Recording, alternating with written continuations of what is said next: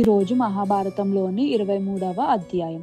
దుర్యోధన శకుని ధృతరాష్ట్ర దగ్గరికి వెళ్తారు. శకుని ఇలాగంటారు: ఓ రాజా, దుర్యోధన దుఃఖం మరియు ఆందోళనలో ఉన్నాడు. ఆయన భరించలేని దుఃఖానికి మీరు శ్రద్ధ చూపించడం లేదేంటి? ధృతరాష్ట్ర దుర్యోధన్ని కౌగిలించుకొని ఇలాగంటాడు: నిన్ను ఏమి నిరుత్సాహపరుస్తుందో నాకు అర్థం కావడం లేదు. ఇక్కడ నువ్వు ఆనందించడానికి ఏమి లేవని ఈ ప్రపంచం మొత్తం నీ పాదాల దగ్గర ఉంది. నీ చుట్టూత దేవతలకి ఉండే సుఖం ఉంది. అసలు బాధకి దారెక్కడుంది?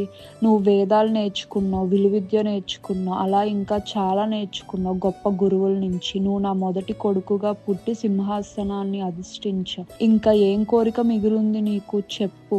దుర్యోధన ఇలాగంటాడు: నాన్న, గొప్పవాడు పేదవాడు లాగానే నేను తింటున్నాను, బట్టలేసుకుంటున్నాను, కానీ ఈ జీవితాన్ని నేను భరించలేకపోతున్నాను. ఇలాంటి జీవితం బ్రతకాలని కూడా నాకు అనిపించడం లేదు. అప్పుడు ఆయన మనసులో ఉన్న ద్వేషం గురించి చెప్తాడు. ఇంద్రప్రస్థాల్లో పాండవులకి ఉన్న వైభవం గురించి. సంతృప్తి పడడం అనేది క్షత్రియ లక్షణం కాదు. భయం మరియు జాలి రాజు గౌరవాన్ని తగ్గిస్తుంది. నా ధనం మరియు సుఖాల వల్ల నాకు సంతృప్తి రావడం లేదు యుధిష్ఠిరుడు శ్రేయస్సు చూశాక. ఓ రాజా, పాండవులు చాలా ఎదిగిపోయారు, మనం ఇంకా తక్కువలోనే ఉన్నాం. ధృతరాష్ట్ర ఇలాగంటారు: పాండవుల మీద శత్రుత్వాన్ని పెంచుకోమాక. బంధువుల మీద శత్రుత్వం బాధ మరియు మరణానికి దారి తీస్తుంది. అది కూడా పాండవులు నిందలేని వాళ్ళు. నీకు ఎందుకు ద్వేషం యుధిష్ఠిరుడు అంటే? సంపద ఆయనకే కాదు, మనకు కూడా ఉంది. మన మిత్రులు కూడా ఆయన మిత్రుడే. ఆయనకి మన పట్ల ఎటువంటి శత్రుత్వం లేదు. నువ్వు కూడా ఆయనలాగా వీరుడే. నీ సోదరుడి మీద నీకు ఈర్ష్య ఏంటి? నువ్వు ఈర్ష్య పడకూడదు.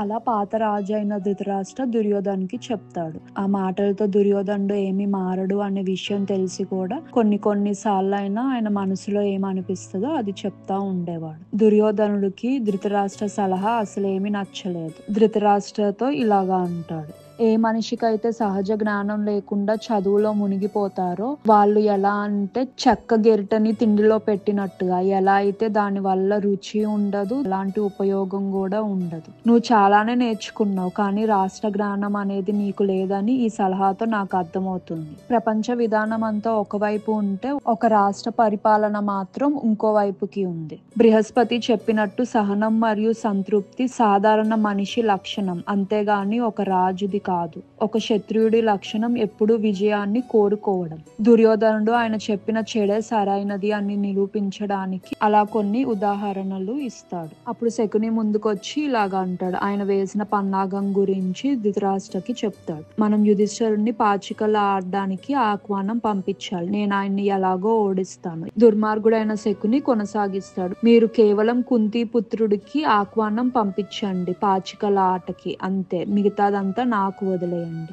దుర్యోధన చెప్తాడు: శకుని గెలుస్తాడు నా కోసం, పాండవులతో ఎలాంటి పోరాటం చేయకుండా. నువ్వు ఒకవేళ యుధిష్ఠిరుడికి ఆహ్వానం పంపించడానికి అంగీకరిస్తే. ధృతరాష్ట్ర ఇలాగంటాడు: నాకు నీ సలహా సరైనదిగా అనిపించడం లేదు. సరే, ఒకసారి నన్ను విదురుడిని అడగని. విదురుడు సరైన సలహా ఇస్తాడు. దుర్యోధనుడికి విదురుడిని అడగడం ఇష్టం లేదు. ఆయన వాళ్ళ నాన్నతో ఇలాగంటాడు. విదురుడు సాధారణ నైతికత గురించి చెప్తాడు. అది నాకు ఎలాంటి సహాయం చేయదు. అయినా విదురుడికి నేనంటే ఇష్టం లేదు, పాండవులు అంటేనే ఇష్టం. ఆ విషయం నీకు కూడా తెలుసు. ధృతరాష్ట్ర ఇలాగంటాడు: పాండవులు బలమైన వాళ్ళు, వాళ్ళని వ్యతిరేకించడం తెలివైన ఆలోచన అని నేను అనుకోవడం లేదు. ఈ పాచికల ఆట శత్రుత్వానికి దారి తీస్తుంది. ఈ ఆటకి సరిహద్దులు అనేవే ఉండవు. దీన్ని మనం చెయ్యకూడదు. దుర్యోధన కఠినాత్ములాగా ఉంటాడు. ఆయన ఇలాగా అంటాడు: తెలివైన మనిషి వాళ్ళ భయాలని పక్కన పెట్టాలి, సొంతంగా తనని తాను రక్షించుకోవాలి. వాళ్ళే నిజమైన వీరుడు. ఒక్కసారి అవకాశం పోతే మళ్ళీ తిరిగే అవకాశం అనేదే రాదు. అయినా ఇప్పుడు మనం వాళ్ళని పాచికల ఆటకి ఆహ్వానిస్తున్నాం, అంతే. వాళ్ళనేమి మనం గాయపరచడం లేదు కదా.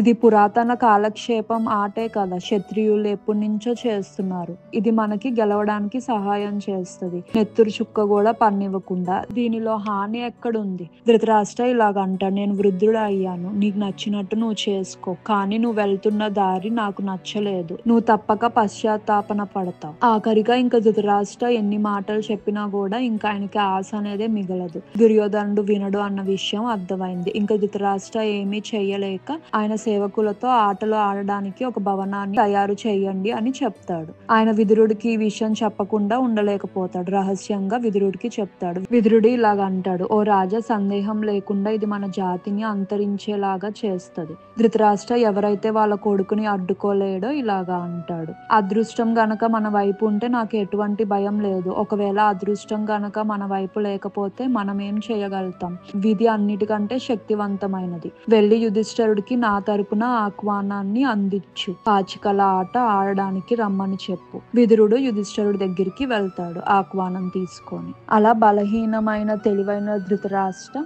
వాళ్ళ కొడుకు కోరికకి అంగీకరిస్తాడు. జరగబోయే అనార్థం గురించి ఆయనకి తెలిసి కూడా విధి తన పనిని చేసుకుంటా వెళ్తది అని. మహాభారతంలో ఇంకా అనేకమైన విషయాలు మీకోసం ఉన్నాయి. తెలుసుకోవాలంటే బెల్ ఐకాన్ క్లిక్ చేసి సబ్స్క్రైబ్ చేసుకోండి. నచ్చితే లైక్, కమెంట్ అండ్ షేర్ చేయండి. మన ఇతిహాసాన్ని అందరికీ తెలిసేలా చేద్దాం.